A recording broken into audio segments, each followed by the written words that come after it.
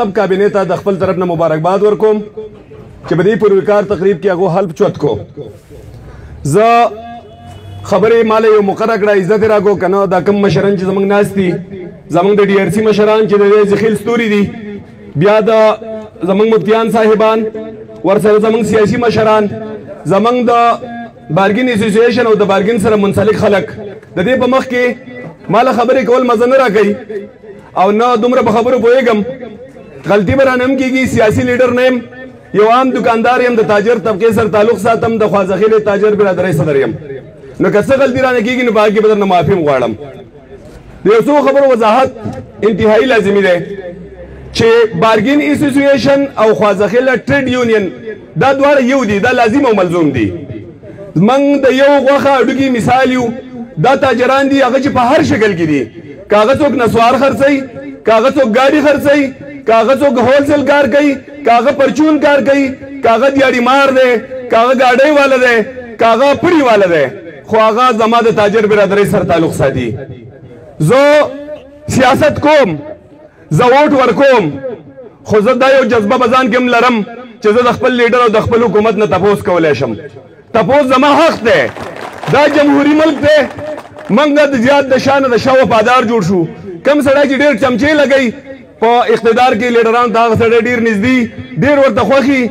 زه اوټ ورکوم خو د خپل اوټ تپوس هم کولی شم زه دا نه ویم چې ما پی ټي آی له اوټ ورکړلی ډېر په فخر سره یم چې ما پی ټي آی له اوټ ورکړ دی خو دا خبره ده چې زه د پی ټي آی اکثر په دې سوشل میډیا چې موږ داسې خبرې وکړو بیا د پی ټي آی د ملګري په هغې پسې شاته لیکل کوي نو زه یم چې کله د قام مسله راشي کله د غریب مسله راشي کله د عوام مسله راشي دا لیډران په خپلو کې جوړي موږ دلته دلی نو د هغو په سر به زه ویم او هغه ورکران ته هم ویم چې مهرباني وکئ د قوم سره په یو اواز ودرېږئ دا قوم زموږ قوم دی نن دی په ما باندې دلته قانون نافظ کوي وایي کټ ګاډي ونیسئ ډېر په افسوس سره به دا خبره وکړم وخت اوږدېږي ستاسو دا پروګرام هم ډېر بهترین دی او کسان هم ګډ دي یوه خبره پکې کوم ټول چیز په پراګرس روان دی خلک وایي سرکار دی سرکار زی ما سرکار تی دا د سرکار نوکران دي دا کوم چې ماته په دفترو کې ناست دي او دوی زما په ټکس په روپو باندې تنخواګانې علي دوی به ټیک ټاک زما ډیوټي کوي زما بېعزتي به نه کوي او چې زما بېعزتي کوي نو زه سرکار یم زه به راوځم او د دوی نه به خپل تپوس کوم دویمه خبره ټوله خبره راغله پراګرس لا خو پراګرس د څه دی د عوامو دپاره پراګرس نشته چې عوامو د ریلیف میلاو شي په عوامو پراګرس دی د عوامو نه روپۍ راټولول دي د عوامو ګاډي نیول دي د عوامو نقصان کول دي لکه مثلا زه به یو په لنډو مثال ورکم دلته زما په خواځخیله کې وایي چرسیان ونیسئ ډېر اهم سوال له دې ته لږ غور وکئ نو چرسي کم چې چرس راوړي هغه نه نیسي کم چې چرس خرڅوي هغه نه نیسي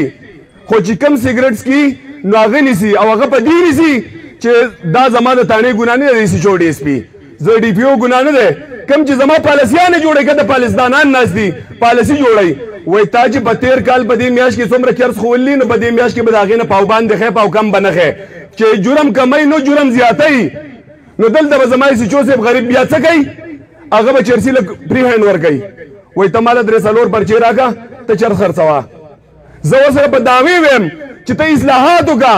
ته ښه قانون سازي وکړه او ته ورته وایې جرم ختم کړه زما په دې پولیس کې دومره جواک شته چې د نن نه بعد به په خواځخیله کې او په پاکستان کې یو چرسي بیا وینه دی خو د مجبورۍ نه هغه دلته لګیا دی یو چرس خرڅوي چې د هغو نه هلته هغه پراګرس غواړي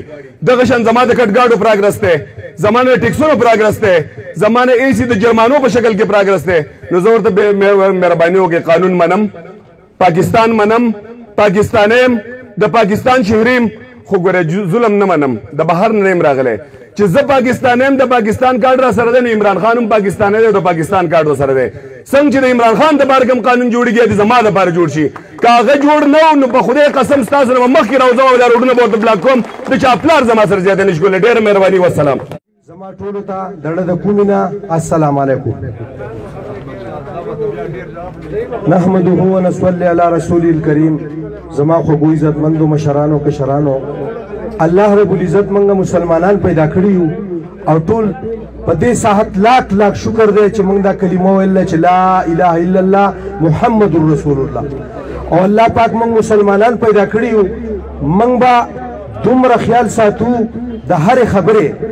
او موږ به دا یوه خبره کوو چې موږ به یو انسان ته ضرر نه پیښو، موږ به یو انسان ذلیله کول نه غواړو. موږ به د هر انسان قدر د غریب په خپل ځای، د امیر په خپل ځای، د مشر افسر په خپل ځای، د کشر افسر په خپل ځای موږ به کوشش کوو، موږ به د دیو قدر کوو. خو دیو ته هم زمونږ دا خواست دی چې دیو به غریب او امیر که افسر دی که بالا دی که غټ دی که وړوکی دی، زما خوږو عزتمندو دیو ته هم زه خواست کوم 50-60 کاله ژوند دی، زندګي ډېره لږه کمه ده، ډېره کمه پاتې ده. نو زه دیو ته هم خواست کوم چې دیو دا غریب د دغه نه نه وباسي او د دې غریب خیال وساتي. نو الله پاک په دیو په آخرت کې په هغه 50,000 کاله ورځ کې دیو به الله رب العزت چوت کي.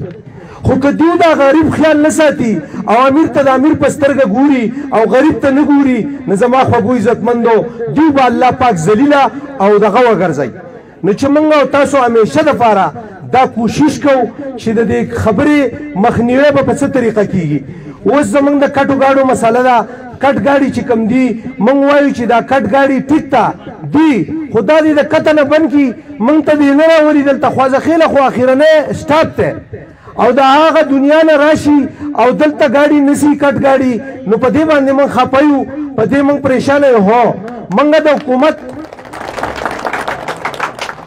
حکومت خلاف نه غواړو، حکومت زموږ حکومت دی، خو موږ هم یو شهریان یو، د دې علاقې یو شناختی کارت لرو، شهریان یو. زموږ هم د حکومت له خیال ساتي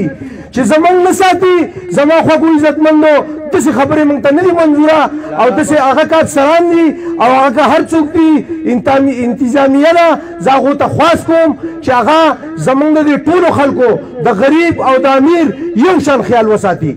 او بله خبره دا ده زما خوږو عزتمندو چې د کټ ګاډو په باره کې موږ دا وایو چې کټ ګاډي کم چې سس چې والی شوی هغه ګاډی دې نسي او کم چې سس باندې کټي هغه ګاډی دې نسي. خو که روغ ګاډی او چې سس یې روغي او په چې سس باندې کټ نه او هغه دې ونیو، موږ به د هغې خلاف باقاعده راوځو او روډونه به بندو، چوکونه به بندو، د هغې خلاف به موږ بهر مظاهره کوو. او قوم به هم زموږ سره په دې کې ملګری، هر نمونه قوم چې دی زموږ هغه به ټول زموږ سره ملګري. بل زه چند کسانو مشرانو ته خواست کوم چې د سود خلاف دا جنډه دې په موږ پسې نه چوتئ، دا پروپاګانډې دې په موږ پسې نه کوئ. دا خلک ټول له وځي دلته یو خپل حلال روزګار له د سعودي عرب کار ختم شوی دی، د بل ځای کار د دې غریبو خلکو ختم شوی دی، هغه دې د دې سود